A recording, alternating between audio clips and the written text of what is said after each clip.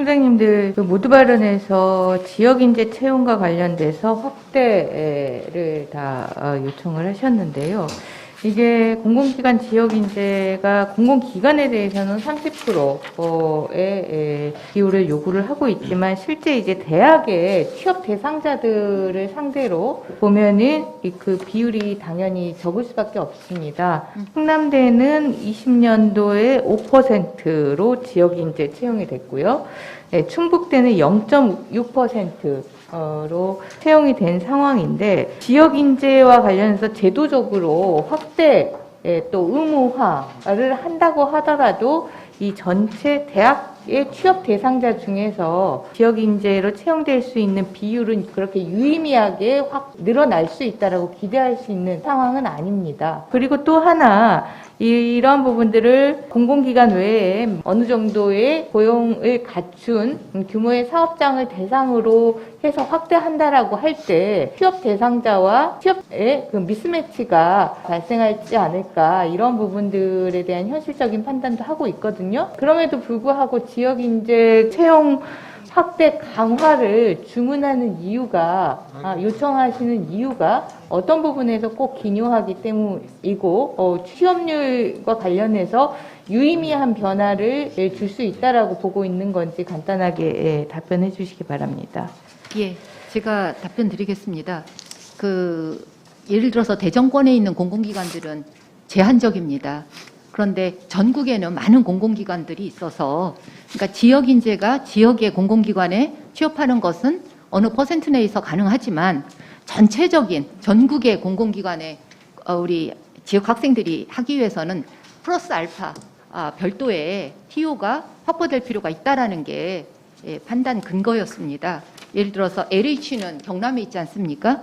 충남대 학생들이 어느 퍼센트 내에서는 지역 인재로서 할당을 받는 게 타당하다라고 생각해서 그런 그 확대 요청을 드리는 겁니다. 네, 확대 내용이 그러니까 지역 인재를 이 대전 지역에 한정하지 않고 그렇습니다. 전체 공공기관을 대상으로 하자라는 그런 취지였다는 제안이고 맞습니다. 충북대학교는 어떻습니까? 충북대도 비슷한 말씀을 드리겠는데 충북 지역도 공공기관이 그 인원을 채용할 수 있는 인원이 굉장히 제한적이기 때문에 다른 데에서 이제 오픈을 해버리면은 우리 대학 출신들이 가서 취업할 수 있는 기회가 넓어지기 위해서 그래서 20%를 아마 혁신도시법 개정을 요청한 거를 좀 그렇게 이해를 하고 있습니다. 네, 그 공공기관과 관련해서 좀 광역화하자라는 게 요청 사항이었다라는 것이고, 두 번째로 이 반도체 인재 양성이라는 부분이 정부의 정책인데요. 지방대학에서는 이것이 오히려 지방인재 유출, 그렇지 않아도 유출이 일어나고 있는 상황에서 가속화시킬 수 있는 부작용을 염려를 하고 있습니다. 실제 이제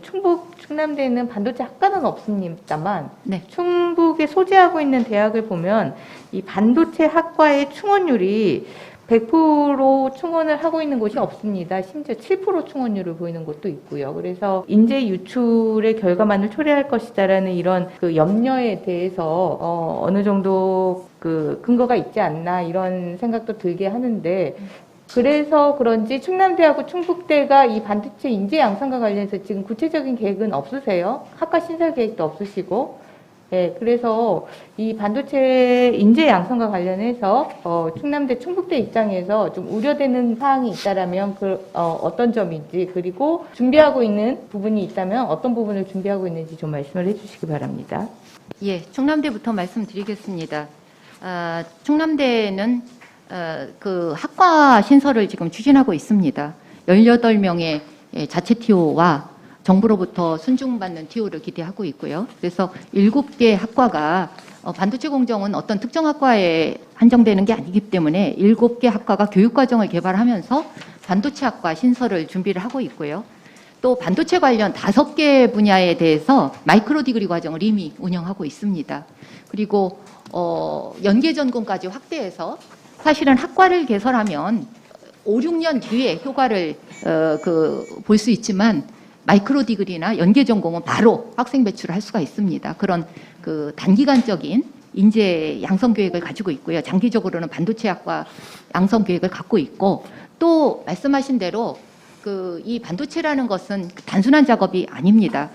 각각 지역별로 좀 특화할 필요가 있어서요.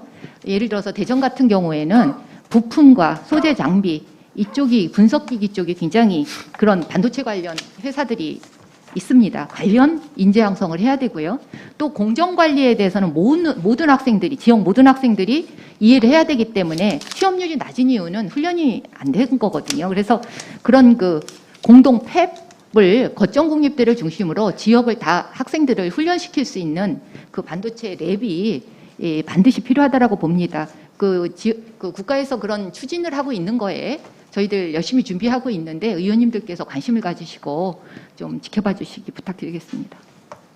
충북대 입장을 말씀드리면 충북은 그 SK 하이닉스가 지금 위치하고 있고요. 그 산학 협력이 굉장히 유리한 그 장점을 좀 갖고 있습니다. 또한 반도체 학과는 없지만 반도체 전공을 해서 지금 학생들을 좀 배출하고 있는 실정이 되어 있고요.